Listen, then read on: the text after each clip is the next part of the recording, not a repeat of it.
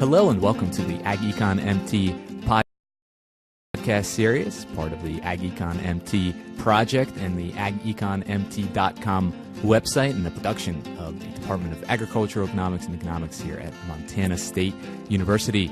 I'm Anton Beckerman, and I'm joined today by Joe Schumacher. Hey, Joe. Hello.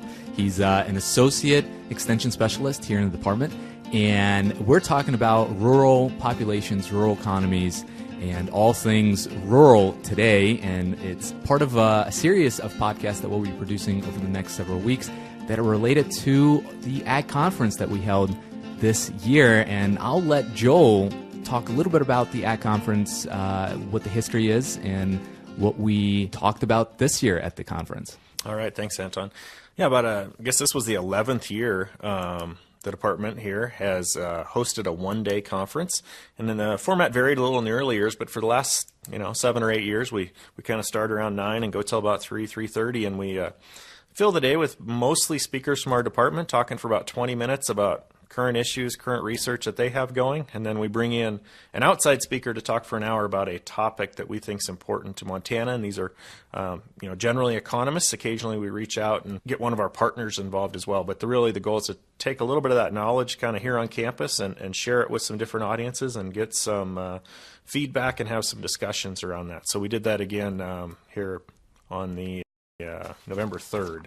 And that's usually in early November, right? Yeah, it's usually very late October or early November. We do partner with the college on what they call Celebrate Ag Weekend, and that's always tied to a home football game, so it depends a little on the football schedule. Yeah, so if you missed it this year, it's certainly an event to look forward to next year. And Joe, what was the big theme this year of the conference? Yeah, well, our keynote speaker was kind of our setting the theme, and it's talking about public lands and whether transferring those to local ownership would be sort of good, bad, what the expenses were going to be. And we brought in Paul Jackas from Utah State University, and he had done extensive research on this question in Utah.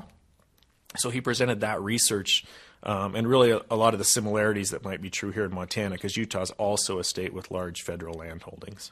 And of course, land or anything else related to ag really is driven by what's happening in markets and what's happening in rural communities, and a lot of the other speakers focused on those topics, and you'll get to hear them later in the podcast series that we're putting out in the next few weeks. So, but today, let's get to the main theme, which is the rural communities.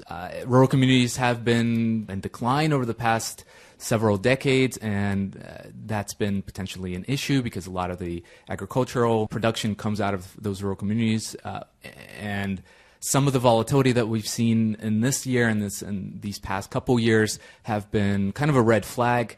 And you've done a little bit of research on what's been happening over a longer time period. So let's just start off with what has been kind of the view of everyone else about rural communities, and is this view justified?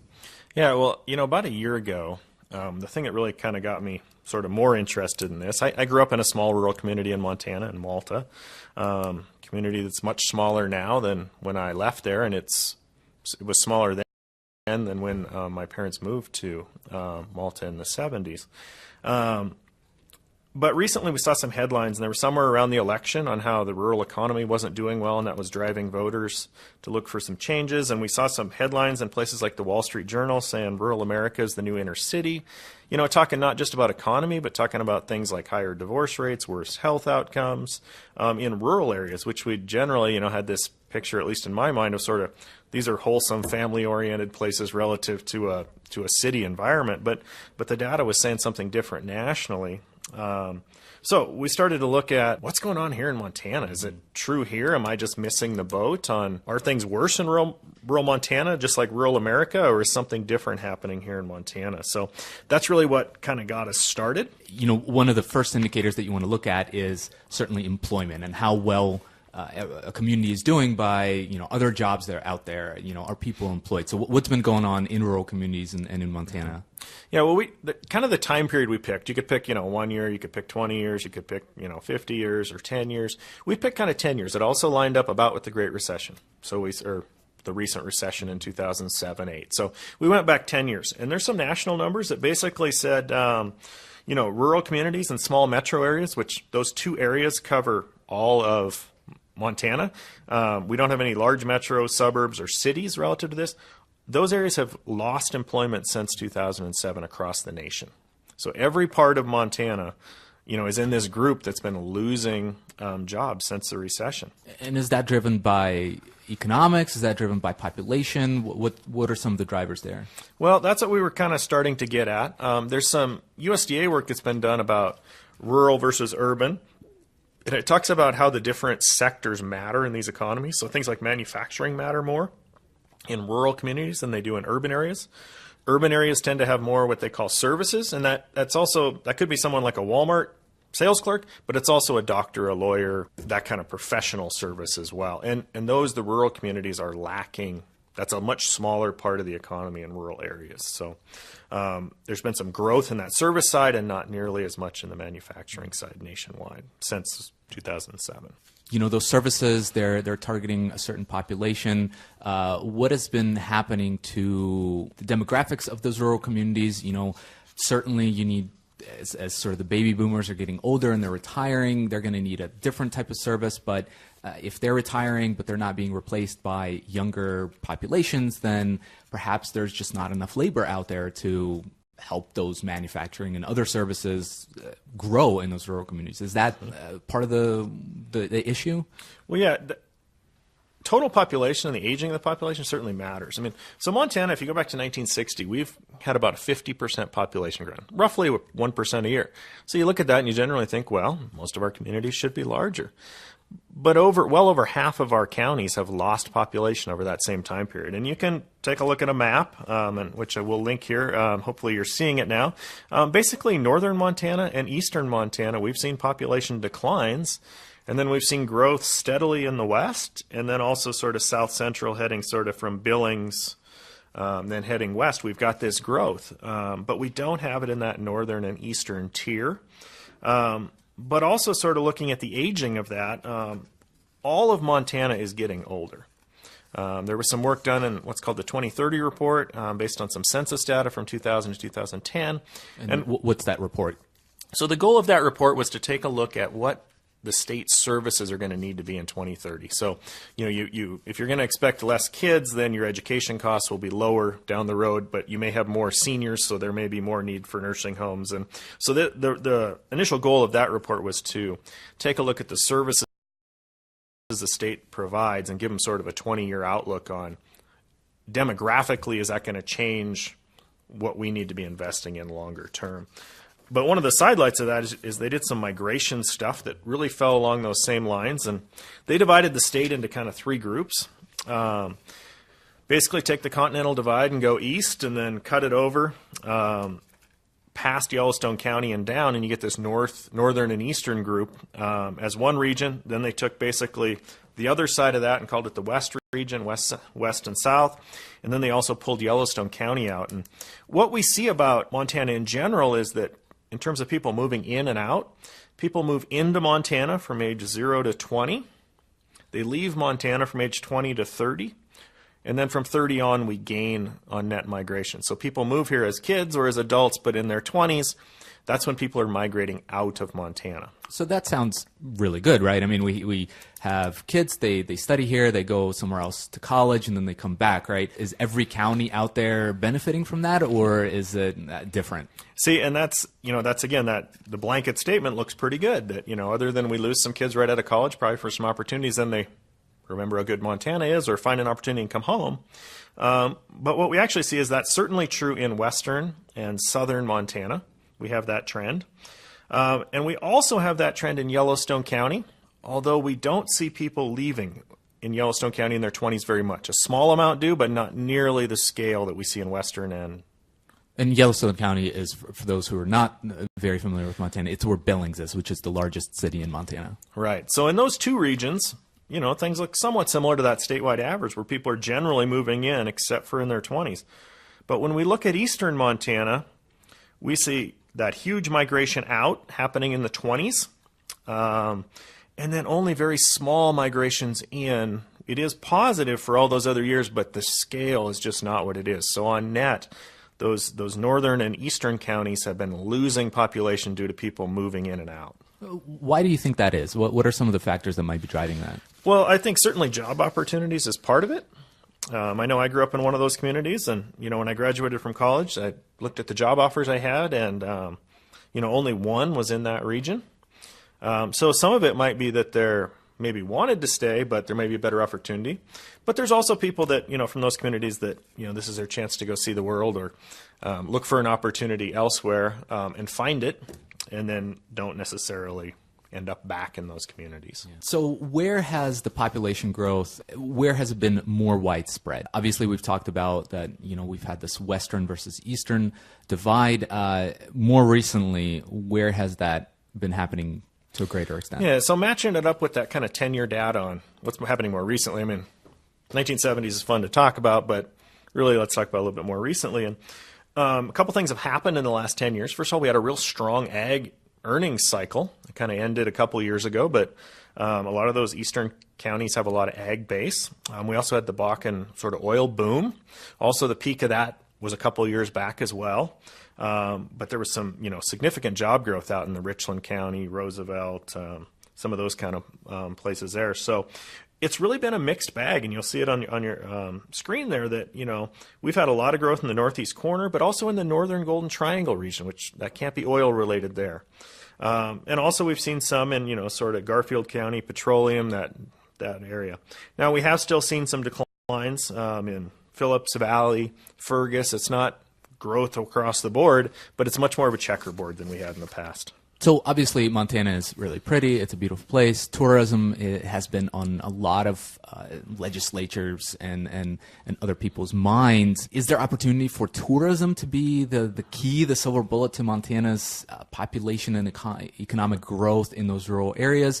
Or, is it just isolated to specific regions and maybe not something that the entire state can really count on? Yeah, so I mean, certainly if you live here in Bozeman, you know about tourist season. Being near Yellowstone Park, lots of people come. We also have, Glacier Park up by Kalispell region. But there's also a lot of other places you see people coming, and maybe it's also coming for things like hunting. Visitors to the state might be coming to do that as well. So we actually have a tax on our lodging receipts. So it's kind of a way to mirror what's going on with tourism, and it's this tax on hotels and actually campgrounds as well. So we took a look at that, and certainly we've seen growth in every tourism region in Montana, and there's 6 of them. Now, if we take a look at sort of percent growth, every single region has had that growth. And by far the biggest growth from 2007 to 2016 was out in that sort of northeast corner, which included Richland County on north. So we really caught the edge of the Bakken there. But you've also seen it drop off a lot in the last couple of years out in that region, but it's still well above, almost 75% above where it is 10 years ago. But again, every region across the board's had growth. So that's good news. Can that translate into economic growth? Can that translate into employment? Have we seen any changes in, that translating into jobs? Yeah. Now, we didn't necessarily dig up just jobs related to tourism. There are some groups. There's an Institute on Tourism Research at the University of Montana. They have actually done some region-by-region modeling of how many jobs are supported by tourism. So you can certainly go look at that, and maybe we'll link that into one of the posts on the website here coming up. But we also sort of took a look then at just employment in general. So we talked about population, but people are probably living there because there's a job there. I doubt too many people. This isn't South Florida where we have lots of older people retiring here.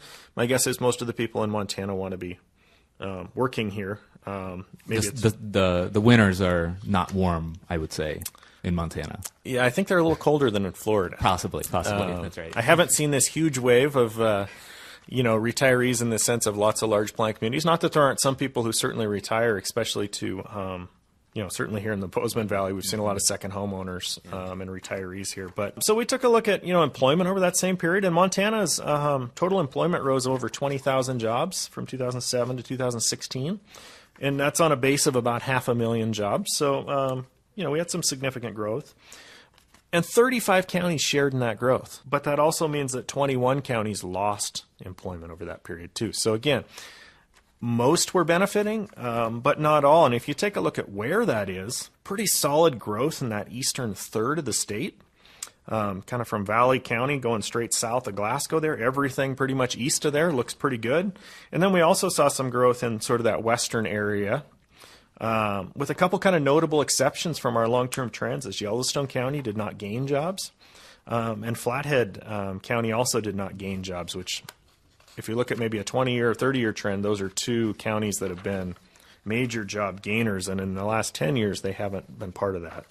Now, employment jobs, they're maybe somewhat misleading, right? Because maybe people are coming to Montana and they're starting their own businesses, or maybe more people are finding that, well, I can't get a job, and so I'm going to start my own business. Have you looked into that, and have you thought about, well, maybe if I just look at the number of new business establishments, it's going to show that people are not working for someone else, but they're actually starting their own business. Right. And those numbers I just showed you, that's a really good point. Those are W-2 jobs. So that's you're working for someone, you're getting a paycheck and a W-2. And it also doesn't delineate between part-time or full-time. That's just, I have a job. And it might be 10 hours a week at the local fast food place. It might be 50 hours a week as a doctor. It's all just one. So we took a look at a different thing, like you said, is maybe I'm a sole proprietor. Maybe I started my own business and I'm running a welding company for myself in a small town. I wouldn't show up in that other data. So we looked at the change in business establishments. And what you really see there is you see this big decline going on in northwest Montana, pretty solid up there. And then the rest of the state is really checkerboarded, where you see growth in one county, decline in an adjoining county, and there's no real pattern. I will say all those counties that touch the North Dakota border did have growth. So I think that, we're seeing that in that Bakken region, there was some new business starts that took place over this period, and left all those counties, at a higher level of sort of the self-employment. And these businesses also could have employees, although we should have picked some of that up in the last data graph that we showed you. So certainly this is a time of potential transition for Montana and other northern Great Plains states where ag is becoming more concentrated and with higher volatility. You have potentially younger people not going into production ag, and the dynamics of those rural communities are certainly changing. You invited a panel to talk about some of the, in the next 10 to 20 to 30 to 50 years, potential opportunities of how rural communities can transition successfully. What are some of the key points that came out of those discussions? Yeah, a lot of the stuff we showed you here earlier was just descriptive, wasn't necessarily here's a solution to something or something that's working. So we brought in a panel of folks that have worked with businesses in this area and things that are working and challenges they're facing. And so the three folks we brought in, one was Jan Brown from the Montana Cooperative Development Center. And if those of you that have been around cooperatives, you see it's kind of a way to own a business by the customers. And there's certainly examples of large cooperatives, like CHS is one of the largest that I'm aware of. But there's also a lot of, might be an equity cooperative, might be you think of them on the ag side more, but also businesses like REI are cooperatives. So, but what she talked about was how to use that cooperative model to keep a service or a business viable in a small town. So she gave a couple examples of communities that did not have a grocery store, and they were driving 20 plus miles to a grocery store, and the community got together, started a cooperative, which again is owned by its customers, to establish a business to provide that service to the community. So, and they've had some successes in Turner and Geraldine. There was another example that she talked a little bit about. So kind of how to use that in the face of sort of declining population to keep services available, and also that happens to keep some jobs in the community as well. So Jan Brown talked about that. We also had Ann Booth from Triangle Communications, which is the internet and phone provider for much of sort of north central Montana. And there's some other regional phone providers like that, which also happen to be cooperatives. But what she talked about was access to broadband and what that does for business viability in rural parts of Montana, with some examples of some businesses that are able to, really serve customers not in Montana, not locally, but the owners can choose to be basically anywhere because they have quality access to internet.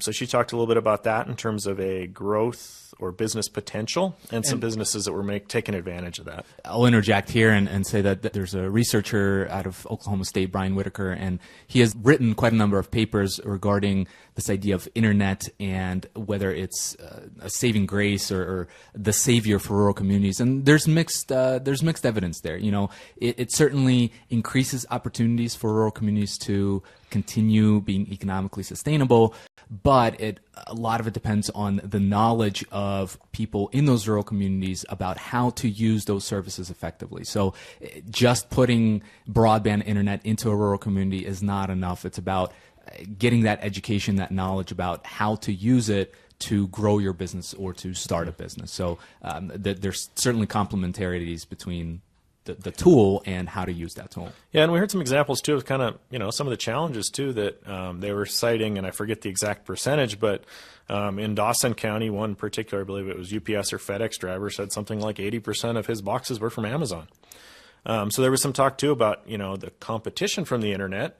You know, so this wasn't necessarily a perfect silver bullet, but talked a little bit about that issue of broadband two ways, opportunities and challenges. And then the final panelist we had was Patty Fleming from the Montana Manufacturing Extension Center. And what MMEC does is they work with manufacturers across Montana to help them improve their processes, streamline things, bid on projects. And manufacturing nationwide is a much bigger part of the rural economy than it is in urban areas. So he talked a little bit about some successes, some challenges that manufacturers in Montana are having, and kind of some demographics on what our manufacturing industry looks like and where we've seen some successes. So that was our panel, and it was a pretty lively discussion. This seems like a pretty good spot to start wrapping up.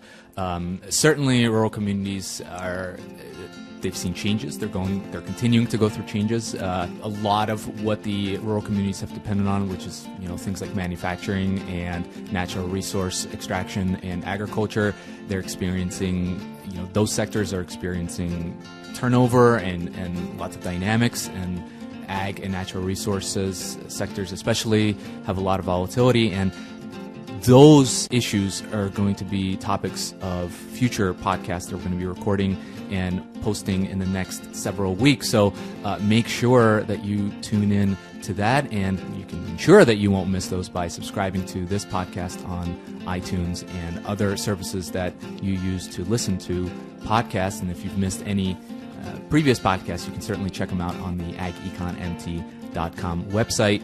So I think let's wrap it up. Thanks so much, Joel, for talking to us about rural communities. Yeah, you're welcome. And I think we've just scratched the surface. So check back in on the website, and I think we'll expand on, you know, a few of these topics and some related ones. Yeah, and if you have any questions or suggestions about future topics to discuss, especially related to rural communities, please reach out to us. You can send us an email. You can leave us a comment. So with that, let's conclude this podcast episode. And as always, may the weather be in your favor.